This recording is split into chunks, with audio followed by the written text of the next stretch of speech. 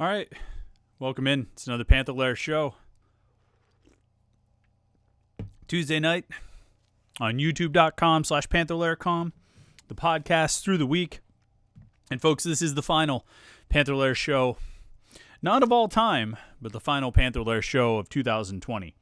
It's finally here. The end of this year is finally coming, and it's going out with a bang. I mean, it's going out the way 2020 should go out in a lot of respects. I mean, let's be honest. I mean, this year is ending the way most of it has been. The worst team, year after year, the worst team in my fantasy football league won the championship this weekend. It's mind-boggling that it actually happened, but why wouldn't it happen? Why wouldn't that happen this year? I came back from the playground with the kids this afternoon to find a busted water pipe in my garage where the hose is that we have in the garage. So that's been flooding the garage, luckily detached from the house, but it's been flooding the garage for who knows the last couple of days. I haven't been in the garage in a few days. It's 2020. It's ending the way it should. It's sort of a perfect finish in a lot of respects. And I mean, those are just two sort of hyper-personal examples, but it's funny. Just I realized that as I glanced down at my notes for this, for the show here, all the different things I want to talk about and names and stuff. At the top is the number for a plumber and the number for an electrician, because I had an electrical problem in the garage too. It's it's a perfect finish to this year, and it's funny. I mean, this is the final Panther-Lair Show of 2020, and I mean, we could do year-end things, we could do reflections on the year, but I don't know. I just kind of feel like we'll just, jump into topics, because there's not a lot. We'll reflect on the year, and we'll reflect on the year, more over time. But, to me, I mean, there's enough relevant sort of recent topics that we can talk about that we don't need to rehash what this year has been. We all know what this year has been. And it's been the same thing to varying degrees for all of us. And that's certainly been the case with Pitt sports, most recently with the Pitt basketball game getting postponed. Panthers were supposed to be playing at Duke tonight. And we were going to, do the show after the game. I mean, that was going to be the plan, or I forget, was the game going to be a 9:00 game? So maybe I was going to go back and forth on that. But now the game's canceled because there was a positive test, and then quarantining and contact tracing in the Pitt basketball program. Or it's not canceled, but it's postponed. And you just wonder, I mean, how many times this is going to happen this season? The football team had one game out of 11 postponed and had a bunch of guys missing for the Virginia Tech game. So they were playing severely shorthanded. I think basketball, you have a much smaller margin for error because you have fewer guys on the team. If you miss 2 or 3 guys, you're in serious trouble. But they've already had one game postponed. I mean, how many more times is this going to happen over the next 15 or 16 games? How many of those next 15 or 16 games are actually going to get played? This is a question we're going to deal with every week. And this has sort of been one of my themes throughout the fall, dating back through the football season, of just, you never know when a game is actually going to happen. It's on the schedule. You're building up to it. You're getting ready for it. The players are getting ready. The coaches are getting ready. We're writing all our game previews. I mean, Tuesday, if you look at our content on Panther-Lair.com on Tuesday, it's considerably different from what it was supposed to be or what we thought it was going to be on Sunday or Monday, because we were going to plan out all kinds of game preview content to get ready for Pitt Duke. All that goes out the window when the game gets postponed. We have to save it for a later date. But this is what it's going to be all the time. This is what it's going to be all season long. Just wondering, is the game going to be played? Is the game going to get played? Is the game going to get played? We just don't know. And we're until they tip off, we won't know for sure that a game's going to happen. So got that kind of weighing on us tonight, and it's going to weigh on us all season long. But we got plenty of things to talk about, a lot on the football side. We'll talk more about that basketball stuff, but really a lot of football topics to cover tonight. Of course, we got to give our shout-outs. We got home field wearing the Hawaii Rainbow Warriors sweatshirt tonight. It's the softest sweatshirt I've ever owned. And it's super comfortable. It's it's a great sweatshirt, and I love the Rainbow Warriors logo. They've got great Pitt stuff. You got to go to homefieldapparel.com. I really can't vouch for them enough. And it's after the holidays. They might probably looking for some business. You might be, say, hey, you know what? I deserve a little gift for myself after the fact. Now that we're past the Christmas holiday, almost to New Year's and all of that. So homefieldapparel.com is really a place to go. You go check out their Pitt collection. It's awesome. I mean, they're great designs and so high quality shirts. I say this every week, and I hate to repeat myself every time, but to me, you need to have the best of both worlds. When it comes to t-shirts and sweatshirts, you got to have great designs. I mean, that's part of it. It's got to look cool. But so many places make cool shirts, but they put them on crap material, not soft, not comfortable. It's not going to keep its shape when you wash it a couple of times. Home Field is not that way. I've got a couple of t-shirts from them. I've got this sweatshirt from them. I hate putting sweatshirts in the laundry. If you're like me, you wear hooded sweatshirts all the time and you hate putting them in the laundry because they're going to lose their shape and they're not going to be as cool. But Home Field, that doesn't happen. Their sweatshirt has held its shape. I've washed it a bunch of times. I'm going to have to wash it again because this is what I was wearing when I was trying to fix the water leak in the garage. And it was more than a leak. Believe me, it was severe. Eric Rogers, our friend, asks, you wearing that Hawaii shirt in honor of, he says, fraud, sham, Todd Graham? No, they sent me the Hawaii shirt. I said, just send me something cool. And they sent me this one. So, and I mean, look, it does look cool. I mean, you can't deny that. But awesome material, awesome logos, homefieldapparel.com. Go check them out. I don't think you'll be disappointed with what you get. They got great Pitt designs. And like I say, it's on a high-quality shirt. It's the best of both worlds. Of course, we got a beer tonight. Arcs out on Emsworth. I'm drinking the winter ale still. Almost out of these. Going to have to find something new. But it's going to... I'm enjoying them while I've got them. We'll have to get back into the lagers and the IPAs after this winter spice ale. But that's a darn good beer. And if you're looking for gluten-free options, go check out RX out in Emsworth, out on 65. That is not a paid endorsement, folks. That's just me telling the truth about what I really enjoy. So a couple of things there you got to check out. And, of course, you got to check out the website, Panther-Lair.com, Panther-Lair.com, Pittsburgh.rivals.com. I always say it's the most comprehensive source of Pitt football, basketball, and recruiting. You can find it all at Panther-Lair.com. And, of course, we have message boards, which is almost sort of another content delivery system. I mean, we've been reporting a lot in the last few days on a certain former four-star prospect out of the WPIAL who went to the SEC a couple of years ago and then is looking to transfer. And we've been reporting quite a bit of information on him, but we haven't been putting it in articles. We certainly haven't been tweeting it out, because if you have information and news and you put it, you just throw it out on Twitter, you've wasted it. Okay? You might get the retweets, but guess what? Retweets don't make money.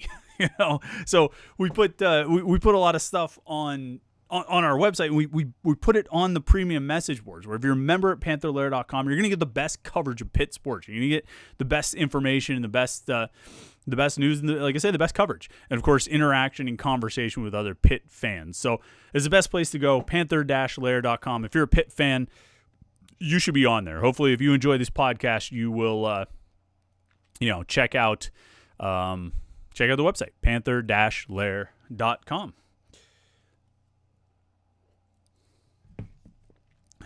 Checking out. So there's some news since we last met. Last Tuesday was the last time we had a show. And since then, Pitt has added 3 more players to the 2021 roster. They added a transfer in offensive lineman Marcus Minor out of Maryland. They added another commitment for the 2021 recruiting class, a high school player, Philip O'Brien, a defensive back out of Florida.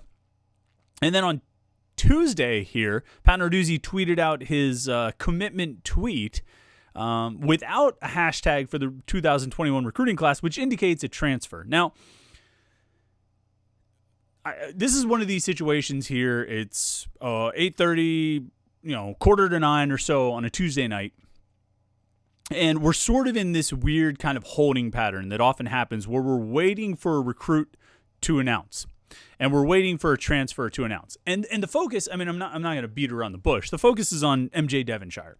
He's a former 4-star prospect out of Aliquippa, who went to Kentucky in the class of 2019, entered the transfer portal last week. And Pitt has been heavily involved with him since he entered the transfer portal. So is Penn State as well, and West Virginia showed a little bit of interest too. What we reported on Monday was that Devonshire was set to have a Zoom meeting with the Pitt coaches on Tuesday. Later found out it was going to be around 4:00. That call presumably happened at 4:00, and then at 5:00, Pat Narduzzi tweeted out a commitment tweet, his Pitt is it commitment tweet, the Pat signal that folks like to call it. Devonshire himself hasn't tweeted his commitment, and it's high treason to announce anything before a recruit does. But connecting the dots, it would seem that he is the favorite. Now, I got a direct message from someone saying that Devonshire put something on Snapchat. There's a local trainer who shared a graphic, an image on Twitter earlier of Devonshire apparently in a Pitt uniform, committed, and all this kind of stuff. All signs are pointing in that direction. Trying to be respectful of MJ, and presumably waiting on him to make his own announcement. He might be waiting until he gets the official papers, which could take a few days. Marcus Minor, the offensive lineman, committed last week. He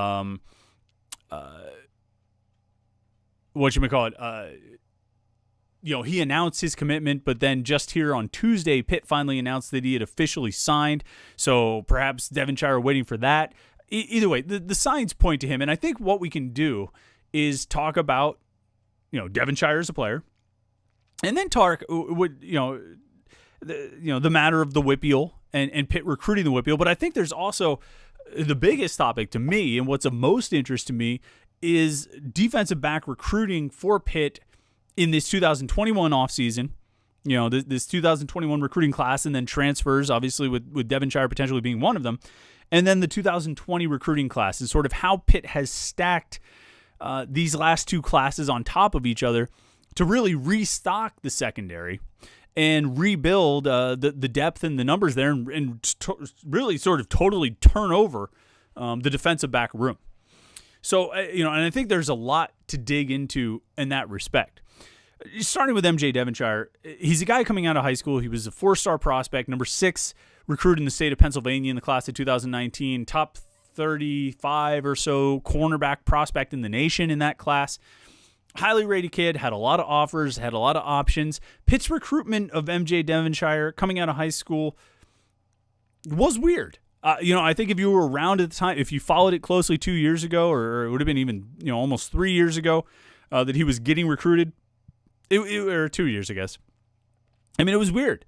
They recruited him. They went after, MJ Devonshire, but they offered him really late, almost into June, I want to say, between his junior and senior year of high school, which for a guy of his stature, a 4-star prospect coming out of Aliquippa, someone with his athletic abilities, you would think that he would have drawn interest earlier. But Pitt sort of waited. Pitt took its time for whatever reason. And I don't think that helped them in that situation. You go through the fall, they're sort of on again, they're off again, they're back and forth with him. Devonshire maybe looking at different options. Devonshire kind of moves, slides away, gets back. And, it's weird throughout the whole thing. He doesn't sign in the early signing period. Pitt puts on something of a press in January to try and get him. He ends up signing with Kentucky on signing day, but like an hour or two before his signing ceremony, Pat Narduzzi tweets out that they've finished their recruiting class, so sort of takes all the surprise out of it because he was down at Pitt in Kentucky. It was just weird all along. I mean, the whole situation was just sort of strange throughout. So Devonshire goes to Kentucky, plays in 3 games as a freshman, ends up redshirting as a result. And then this season, he played 9 out of, I think Kentucky played 10 or 11 games. Kentucky played 10 games in the regular season. Devonshire played in 9 of them, had like 1 tackle and 1 pass breakup. Didn't really, I think played about 76 snaps according to Pro Football Focus on defense. Wasn't really high in the rotation at cornerback for the Wildcats. Got passed up by some other players who the coaches apparently liked more. And it's probably part of the reason he decided to leave. Also, I mean, he found himself in Lexington, Kentucky, kind of far from home and not seeing as much playing time as he would have liked to have seen. And I think, sometimes guys can go away find themselves in that situation and think, if I'm not going to get playing time, I could at least be close to home. I could at least be closer to my friends and my family. And I'm not speaking for MJ Devonshire. I don't know if that's what his motivation was. I don't know if that's where it all, what led to him deciding to transfer or ultimately to pick Pitt, as that appears to be the case. But I mean, I don't think that's an atypical reaction to that kind of situation. Now, what do we make of his Kentucky career? I'm going to be honest. I don't know Kentucky's depth chart well enough to tell you. I think he got passed up by a few guys. I can't tell you if those guys are great players or not great players. I can't get into that too much because I don't have the wealth of knowledge on Kentucky football. What I will say about MJ Devonshire is this. He's an outstanding athlete, super productive in high school, returned 8 kickoffs and punts, I think, for touchdowns at Aliquippa. Scored 24 total touchdowns, 8 interceptions in his high school career. Led Aliquippa to a state championship. Led the basketball team in the playoffs. Won 2 gold medals in the PIAA track championships his senior year. I think in the 100 and the 200. So I mean, you're just talking about pure burst speed. I think the 100 and the 200 are going to, if you're looking for track events that are going to tell you the most about speed, just pure who can run the fastest from point A to point B. I mean, the 100 and 200 will do it for you. When they talk about the fastest man on the planet, they're talking about the guy who wins the 100. And there's times where I feel like the 200 is even a better indication because not only can you hit that burst of speed, but you can sustain it for longer time. And that's what MJ Devonshire was. I mean, he won the gold in both of those events. He's got that kind of speed, and if you put that speed on the field, I think you're going to have success. I think the Pitt coaches have had a lot of time to look at MJ Devonshire. I think the Pitt coaches know what kind of player he is, know what he does, and what he does well, and how he would fit into the defense. And I think once he went into the transfer portal, they believed he could really contribute, and they believed he could really help, in their defense and on special teams as a returner. And that's why they reached out to him pretty early on after he went into the transfer portal and really kind of, I think took it seriously. And I think they were maybe more serious and more adamant and more engaged in recruiting him this time than Penn State and West Virginia. I really sort of get that impression, and I think that probably went a long way in helping, helping Pitt's chances with landing MJ Devonshire. Now, where does he fit in with the depth chart? Where does he fit in on Pitt's roster?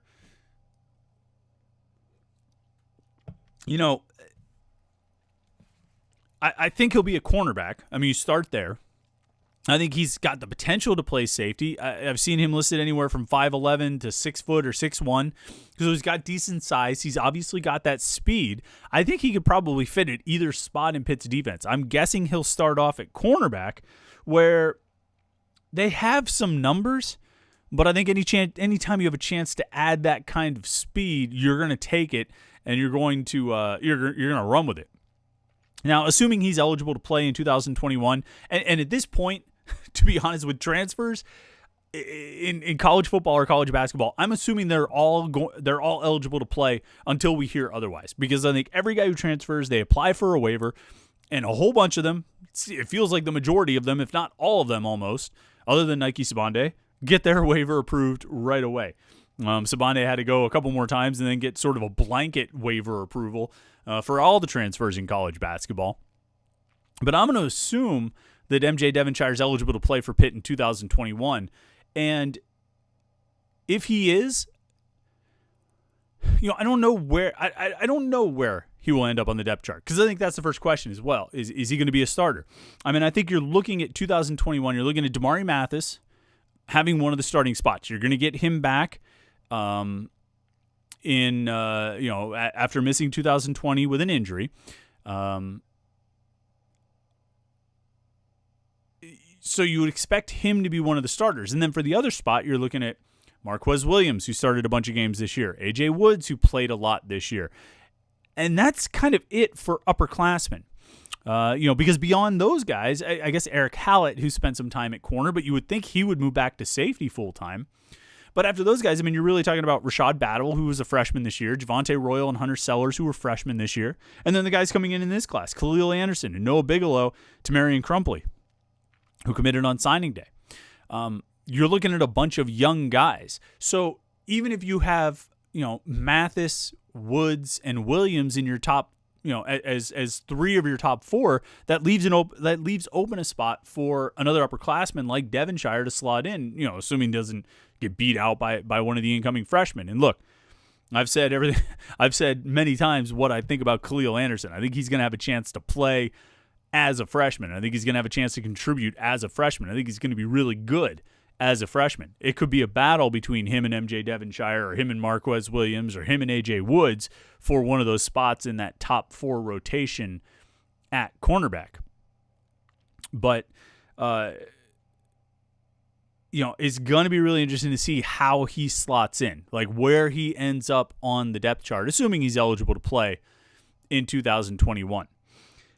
At the very least, in adding MJ Devonshire, what Pitt has done is bring in an athlete with plus speed, experience playing in the SEC, experience playing college football, 2 years of strength and conditioning work at the college level, and a guy who has local roots, a Whippeal standout from Aliquippa, from Beaver County.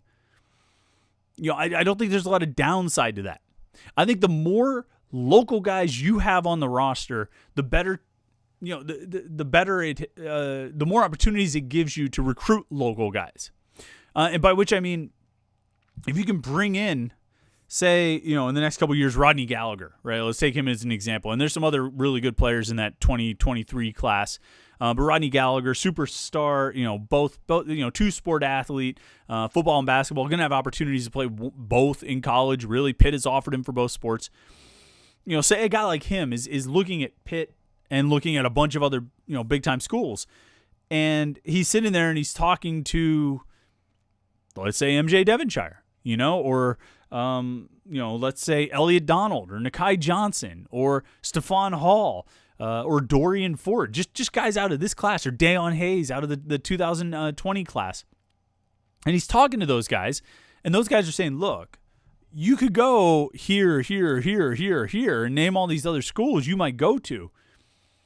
But then they can say, but this is the place where you're going to be close to home. This is the place where you're going to be close to your friends and to your family, where you got that support system. This is the place where they are really going to take care of you. And then a guy like Devonshire can step in and say, look, I went away from home. I got a taste of what it was like being somewhere else. And this is where I should have gone. And I mean, again, I'm putting words in his mouth, but I mean, that's the opportunity you get when you bring a Whippeal player back, even after he spurned you in the past. That's why it's never a good idea to hold grudges. Even if you felt annoyed that he went to Kentucky and turned down Pitt and all that, if you're the Pitt coaches, it's never a good idea to hold grudges. If you're a coach, it's never a good idea to hold grudges, because you never know when one of those guys might want to come back and might be able to help you on a lot of levels. So, I mean, look, it's I'm trying to get sort of official confirmation on MJ Devonshire, letting him make the announcement himself and all that stuff. But it looks like he's coming back to Pitt. And if I wasn't sitting here doing a live stream, I'd probably be able to make the necessary calls and send the necessary text messages to get it all sort of confirmed in the right way and all of that. But for now, I think we can probably assume that he is. And if he is, that would mean 7 defensive backs added to Pitt's roster in 2021. Added this offseason. 6 recruits plus a transfer. 3 corners. Well, 4 corners, really, if we count Devonshire. Plus Khalil Anderson, Noah Bigelow, and Tamarian Crumpley. And then 3 other 3 safeties. And Stephon Hall, Javon McIntyre, and Phillip O'Brien, who committed last week, who's another guy that we need to talk to, a former Auburn commit, who flipped after the coaching change, flipped to Pitt, and I think he's going to enroll early, although it hasn't been confirmed. It certainly looks that way. So that's 7 defensive backs added to the room just this offseason. And then you combine that with last year, where they added Hunter Sellers and Rashad Battle and Buddy Mack and Javonte Royal. That's 11 defensive backs added over the course of 2 off seasons, really. That's a huge haul. And that tells you a lot about what the coaches felt like they needed to do in that, in that room. and what they needed to do with the secondary. They needed to overhaul the secondary and change the look of the whole room. And we've seen different approaches, like this over time. We've seen Dave Wanstead recruit a ton of defensive linemen. We've seen this staff, do it with, a couple of big offensive line classes. 2017 was a giant offensive line class. This year's class was a pretty big offensive line class, especially if you add in the transfer Marcus Minor. We've seen coaching staffs attack problems, or what they perceive to be problems, with numbers. They've attacked with numbers, and that's been the case here. Even if you just look at high school recruits, in these last two recruiting classes, the 2020 class, the guys who were freshmen this year, and then this current recruiting class, this 2021 recruiting class, it's 10 guys over the course of two classes. In the previous three classes, 2019, 2018, 2017, they signed a total of 9. So they got 9 in 3 classes from 17 through 19, 10 in the last 2 classes alone. It's a remarkable haul and a remarkable approach, and they're not just taking bodies. I think they're taking really good players. I've talked about Khalil Anderson and how good I think he can be, the cornerback out of Atlanta. If I haven't talked about Stephon Hall, I should talk about him more. The Central Valley safety. I think he is going to be one of the sleeper studs in this class. I think he's going to be really, really good. And, different people I've talked to at Pitt are shocked that they didn't have to fight more to hold on to him. They're shocked they didn't have to battle to keep him in the recruiting class and fight off other schools. But other schools just seem to have missed the boat. But I think he's going to be really good. And then these 2 guys they added late in the class, Tamarian Crumpley, the cornerback out of Cincinnati, and Phillip O'Brien, the safety out of Florida. I mean, talk about late pulls. Those guys are both really good prospects. O'Brien has a legit offer sheet. Somebody said, Pitt fan 234 chimed in and said, Phil O'Brien seems very interesting. His offer sheet is like a 5-star. Yeah, he had big-time offers. Like I say, he was committed to Auburn, and then Pitt ends up getting him at the end when he decides not to sign early, and he goes with the Panthers. So, some really good players in there. I think even in last year's class, I think Rashad Battle showed some promise with the playing time he got this season. I think Buddy Mack is pretty promising. I think Javonte Royal is a guy we didn't see a lot of this year. But I think he's got the potential to be really good. They've restocked this secondary room really well. It's really impressive what Pitt has done, I think, in the last 2 classes to restock, like I say, the defensive backs. All right, let's get into a few comments, a few questions here. I'll talk about Marcus Minor in a little bit and the Hoops team and all these other things. Let's see here. Michael Cosentino, do you think we will see any more seniors deciding to play one more year? Obviously the big news of Kenny Pickett coming back. It certainly doesn't look like Bryce Hargrove or Jimmy Morrissey are going to follow him, is what it seems. It seems like DJ Turner. I know he gets mentioned a few times, but I believe he signed with an agent is what I've been told. I think it was on an Instagram story that he signed with an agent. And once you do that, you're not coming back. Your eligibility's up. You're done. So if he did that, if that's true, he's not coming back. I haven't seen anything about Phil Campbell is really one of the other guys that I'm not sure about.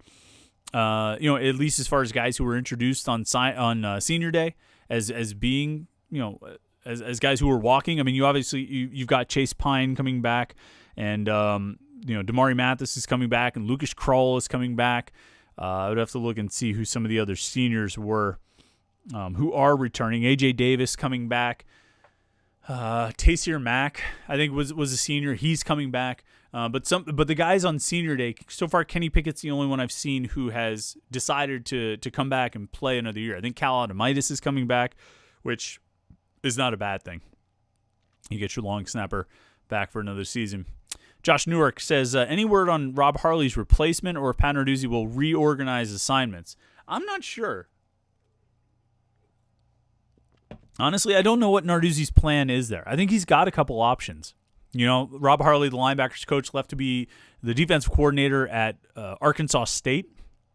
I think that came out like last week. And I think Narduzzi has some options. Randy Bates, the defensive coordinator, has a history as a linebacker coach.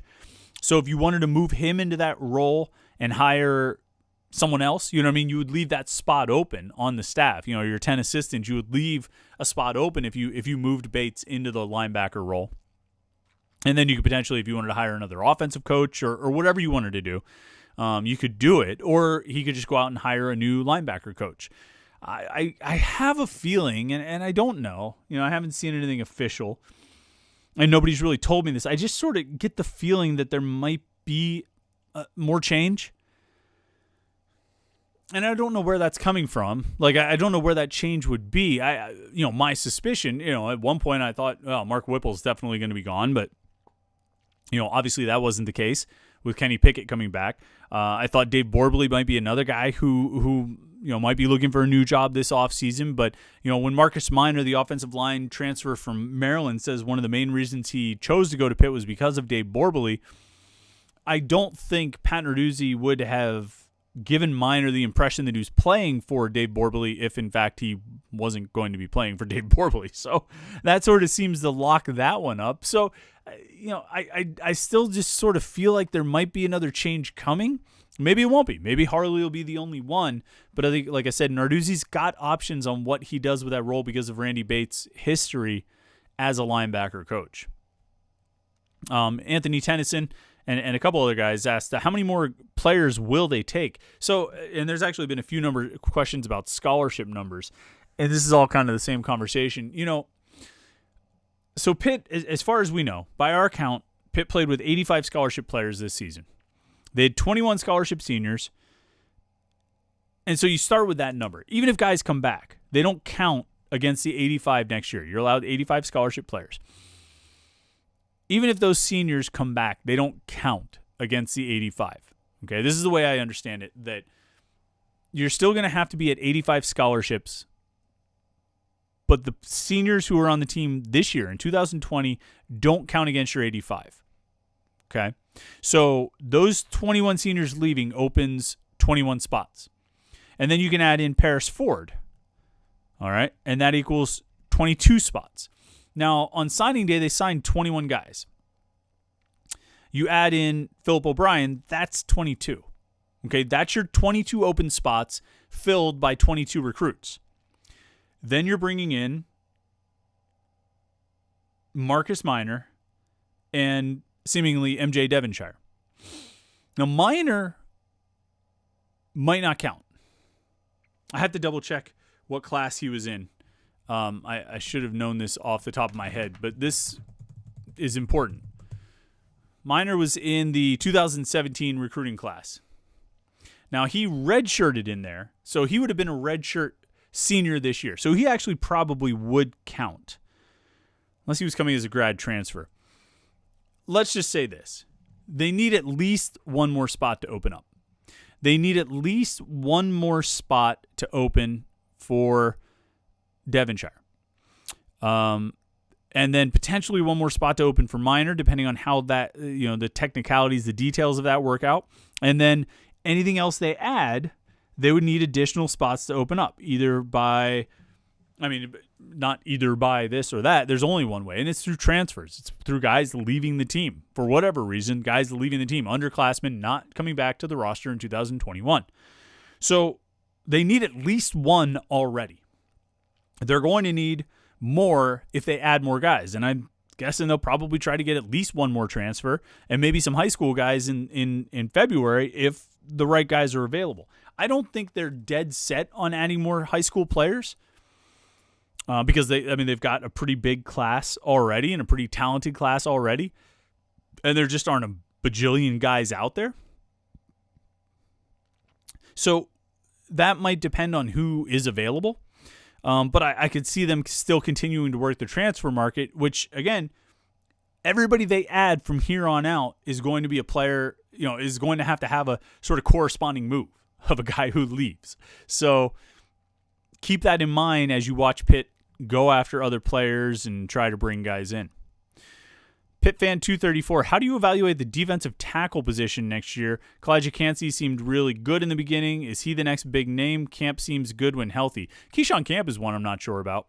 I'm not sure if he's coming back. I think he is, but I'm not 100% on that. To your point, Kalijah Cansey, was really good all season last year. I think he had an outstanding redshirt freshman season, and I expect him to be, one of the top contributors, one of the top producers at defensive tackle next season. I like what they bring back. I think Tyler Bentley and Devin Danielson and David Green were really solid. Those guys kind of rotated, I think, the bulk of the reps along with Cansey. I think that's your top 4, and I think it's a solid top 4. And then you bring in some freshmen, Dorian Ford and, Elliot Donald. You ever hear of that guy? You bring in those guys, and, I think you've got a pretty stout group of defensive tackles. Maybe slightly thinner than you would like them to be when you've got, Bentley, Danielson, Green, and Cansey is sort of your 4 upperclassmen. Noah Palmer, I guess, would be number 5 there. It'll be interesting to see if Keyshawn Camp comes back. That would certainly change the equation. I would feel much more bullish on that group of defensive tackles if he returns. Scott Schaefer, is it definite that coaches Beatty and Partridge will be sticking around? I mean, Scott, in my view, man, nothing is definite. There's nothing ever definite. Everything is always up in the air. I've had guys, and this is not an exaggeration. I've had coaches I will talk to, the night of signing day, right? Kids sign in the morning. That night, I'll be talking to one of the coaches and just chatting, having a normal conversation, not an on-the-record press conference or anything like that, just chatting, just talking. And I will, and it's the most normal conversation ever. And the next morning, there's a report that coach is leaving to take another job. I'm not exaggerating. This has happened. So nothing is ever definite. Right now, Beatty and Partridge are still on the staff at Pitt. And I think other schools are definitely interested in those guys. I think other schools have been interested in those guys in the past, and Pitt has stepped up to do what they needed to do to keep them on the staff. I suspect they will try to do the same again this year. If the offer is right, those guys will leave. If Pitt makes, does what it needs to do, those guys will stay. I think it's just natural in the world of coaching that if you're doing something well, you're going to get noticed. And if you get noticed, other schools are going to try and hire you away. And eventually there's going to be an offer that's good enough that you go. And that's just kind of natural. Just checking out the the tweets here, as it looks like MJ Devonshire seems to be making his announcement, it appears. He hasn't actually tweeted it himself, but he's, MJ Devonshire's going to Pitt. I mean, that's pretty much that pretty much is sewn up. We'll have to try and track him down here after we get done with the podcast. Let's see here. Robert Turek asks or says in the comments here during the YouTube video, some argue Devonshire to Pitt sends a message that Western PA kids can always come back if they leave. I think it gives them a guy that tells others that the grass is not always greener. Thoughts? Yeah, I agree with you, Robert. I think, and even if the message is that Western PA kids can come back if they leave, I don't think that's the worst message. Look, if for Western PA kids, if you're Pitt, you want to be family. You know what I mean? You want to have a feeling of family. That's what, and you don't want them to believe that you're going to turn your back on them just because you go somewhere else. You need to be genuine about that. I think you need to be genuine about that with recruits everywhere, but especially kids in Western PA, especially kids in the WPIAL. You need to be family for those kids, and if that means they leave and then they decide to come back, so be it. I don't think it's going to encourage guys that, oh man, if I leave, Pitt's never going to take me back, or encourage guys that, I can go, I can always come back to Pitt. I think you want to create that feeling of family. You want guys to feel like they are part of the family, and if they leave, so be it. And if they decide they want to come back, and it's a good fit, you take them back. I think it's fine. I don't think there's a negative in taking a WPIAL kid and bringing him in if he wants to come in. Let's see here. Josh Newark says, does MJ Devonshire replaced DJ Turner as the primary returner. Yeah, I think I think he probably does. I think that would be my guess, my expectation would be that he would be Pitt's primary kick returner. He was very good at it in high school. I think he's got that speed. I've always been one that says with kick returns and punt returns, there's some natural ability involved in sort of finding your way through that traffic. But to me, if I wanted effective kick return units and punt return units, I'm going to put my fastest guy back there. I'm going to develop an effective scheme. I'm going to have a good scheme for the other 10 guys on the field. Something really good. I'm going to put really reliable guys out there who can make it happen, who can go out and execute the scheme that I've drawn up. And then I'm going to put the fastest guy on my team back there, the fastest guy who can catch the ball reliably, and have him catch the ball and then just use that speed and trust those other 10 guys to block the way they're supposed to block. And so, I'm going to take, if Devonshire's the fastest guy on the team or one of the fastest guys on the team, I'm going to take him and put him back there. I'm going to let him go, ideally, hopefully, behind a good blocking scheme. Josh Newark says, how does the NCAA handle scholarship limits next year? With the free year, do they have to adjust that limit, or will it stay at 85 and force the schools to adhere to it? So, yeah, Josh, my understanding, what I think is going to happen is next year the limit will still be 85. But anybody who, the seniors, shouldn't even say that. My understanding is the limit will be 85 scholarship players for 2021. But then guys who would have been out of eligibility, who played in 2020, will get to come back, and they won't count against your scholarship limit. I think that's how they're going to get around it. Because I wondered, are they going to raise the limit? Are they going to make it 105? Are they going to make it 97? What are they going to do with the scholarship limit? But I think what they're going to do is just say you don't count against the 85. I would think they would do that then for the next 4 years or so, until all these guys who were on a team in 2020 cycle out of college football. That they all, at the end of their eligibility, get a free year where they don't count against the 85.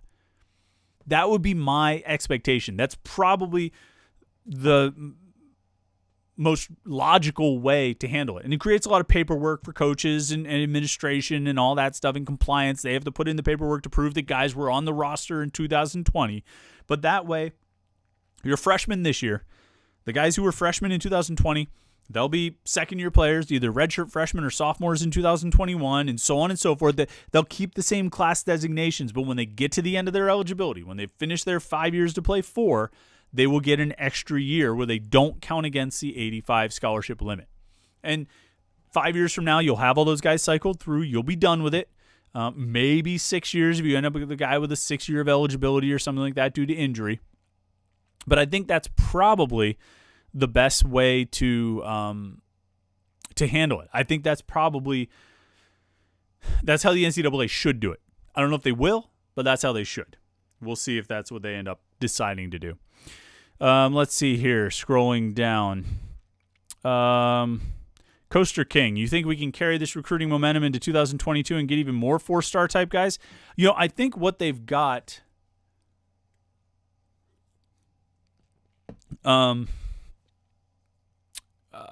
I think what they've got right now at Pitt is one of the best recruiting staffs they've had in a long time, particularly and especially because of Charlie Partridge and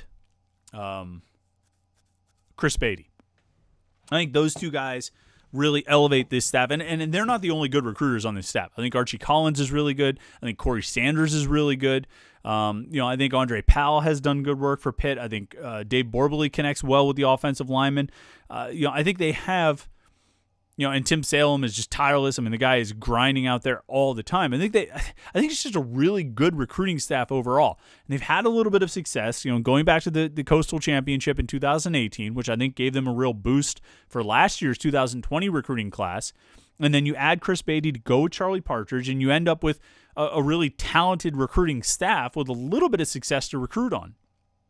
And so, yeah, I think they're going to have some momentum in the 2022 class. I think the inroads they made in Virginia this year with Chris Beatty making Pitt more of a presence there, I think that's going to carry over to 2022. I think once Charlie Partridge can go back on the road, he's going to have success in Florida again. This year he was just sort of focused on basically the whippy old defensive lineman, in addition to a few other guys, but that was largely his focus because he wasn't able to go on the road to Florida and check these guys out in person and recruit them in person. So, you get him back out on the road there. You get Beatty continuing to work in Virginia. You get Corey Sanders continuing to work hard in Western Pennsylvania and out in Philly and South Jersey. Archie Collins continuing to work in sort of, Northeast Ohio and then, continuing what, Pitt has been trying to do in Georgia. I think you got a really talented recruiting staff. And again, just a little bit of success. And I think they will be able to carry over some more recruiting momentum. I think they'll be able to build on what they've been doing on the recruiting trail the last couple years. Josh Newark says, got to assume a quarterback or two leaves. Yeah, it's going to be interesting to see how that shakes out. There are a couple positions I think where you would circle and say, boy, they've got a lot of depth there. They've got a lot of returning guys. I mean, quarterback is one, running back is another one. You wonder how many of those guys stick around into, into 2021. You would think if some of them were going to go, they would go now. Maybe they waited out through spring camp and finished the spring semester, but you can't imagine. It's hard to imagine everybody is back from those two positions. You got to think there'd be at least one or two moves. Royce Beacom asks, shouldn't Jalen Twyman's scholarship be one of the open spots as well? I think they used that scholarship when they gave who did they put on scholarship? It was John Patrician went on scholarship. DJ Turner was a late ad, right? So I think, one of those guys probably took that spot, that scholarship spot that Jalen Twyman left open when he departed. So no, that wouldn't be an extra spot that they would have for this year because I think they already accounted for it. Like I said, they played with a full 85 this past fall. So even after Twyman left, they found someone else to go on scholarship in that space. So they don't have that spot available. True Live asks, will wide receiver and linebacker be priorities in next year's recruiting class? That's an interesting question. I think wide receiver, Chris Beatty's been trying to rebuild that group sort of steadily over the last couple classes. I think obviously with Jordan Addison and Jalen Barden last year, and then this year's group with Miles Alston and Jaden Bradley, I think he's going to probably want a bigger class, I would guess. I don't know how many numbers he's going to end up with. This year's class, Preston Levant really is the one true linebacker. Naquan Brown, I'm assuming, is going to move to defensive end, so he probably isn't one to stick on. Yeah, S-Mac says Jake Zelinskis. Yeah, he was the other guy who got a scholarship. You're right. Good call, S-Mac. Naquan Brown, I'm guessing, is going to end up, we have him listed as a 4-star linebacker recruit on Rivals. I'm guessing he's going to end up a defensive end, so he's, I would say there's one linebacker in this class, but they did take 3 in last year's class. 3 really good ones. Bengali Kamara and Solomon DeShields and A.J. Roberts. I think those guys have a really bright future. Now, you're not going to go into this 2022 recruiting class and only take one linebacker. They're going to need a couple guys just because you can't have back-to-back classes with only one linebacker. Although Phillip O'Brien is a pretty interesting guy who potentially could play linebacker at his size. He's a bigger safety who I could see moving at some point down the road. But yeah, they're going to need a couple guys. I don't think they're going to need to overdo it, and go really heavy.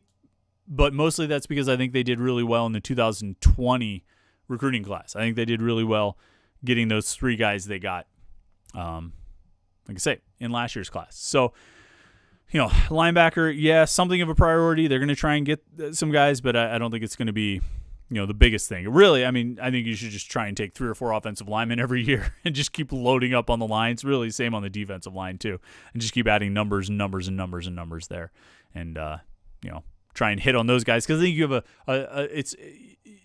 you have a tougher hit rate on offensive linemen. So I would take more of those guys, particularly at the level that Pitt's going to recruit at, the types of offensive line prospects they're going to get.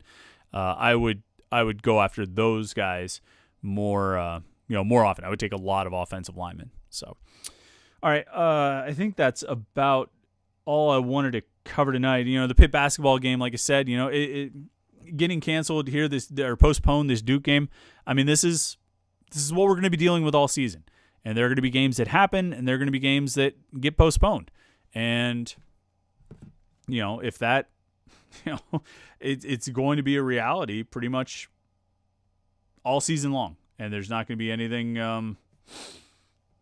there's going to be no consistency to it. And the only reliability that we're going to have is, the unreliability that you just never know when a game is going to be played and when it's not. So we'll see. We'll see if Pitt's ready for its next game. And we'll see when this Duke game gets rescheduled for. But I feel like we're going to deal with this all season long. All right, I'm going to sign off here on a Tuesday night and try and track down MJ Devonshire and get this thing locked up. But, I think it's safe to say he is going to Pitt. So that's another nice addition to the 2021 roster. And we'll certainly have lots of coverage at Panther-Lair.com. It's Panther-Lair.com, Pittsburgh.rivals.com. It's the most comprehensive source of Pitt sports news on the internet, football, basketball, recruiting. You can find it all at Panther-Lair.com. And, of course, we have message boards where you can cover or where you can interact and talk to hundreds and thousands of your closest Pitt fan friends at Panther-Lair.com. Make sure you go to homefieldapparel.com. That's the website where you can get some great Pitt gear and some great Pitt stuff. I've got the Hawaii Rainbow Warrior sweatshirt on, but their Pitt stuff is awesome too. It's high quality shirts, great logos. It's inspired by the history of the school. It's not just a basic Pitt logo. I mean, it's something a little bit more, and it means a little bit more. And you'll see. I mean, you go check out their Pitt collection. It's got a real connection to Pitt that you're not just going to get anywhere else, really. I think it's great stuff and high quality t-shirts and sweatshirts. So go check them out. All right. Thanks so much for tuning in tonight. Appreciate the chat on the live stream. Thanks to everybody for listening to the podcast through the week. Have a great week. Of course, we'll have the Panthers Insider Show on 93.7 The Fan on Saturday morning at 8 a.m. So you can tune into that for more conversation, more talk about everything we've talked about tonight and anything else that comes up between now and then. And then we'll be back next Tuesday night at 8:30 for another Panther-Lair Show. Have a great end of the year. End 2020 in the right way. Have a happy New Year's. Have a safe New Year's. Hope you had a great Christmas holiday and all those things. And we will talk to you next Tuesday night.